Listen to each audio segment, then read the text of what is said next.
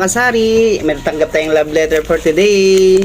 Ngayon, pipintahan natin siya kung magkano yung ating first bill sa tubig. Ngayon nandito na ako sa Pilipinas. Isang buwan. Sa ilang kami? 3, 4, 5, 6, 7 kami katao. Good Hands Water Specialist. Yan, Good Hands Water Specialist. Baliktad ata. Ito na. Statement of account. Okay. Kinakabahan ako.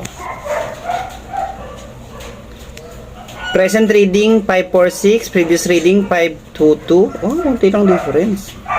Consumption 24.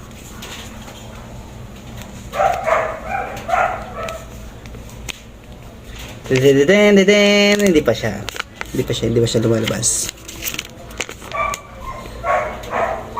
Oh. Okay lang, manageable. 712.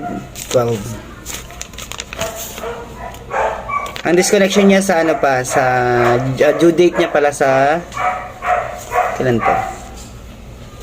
27.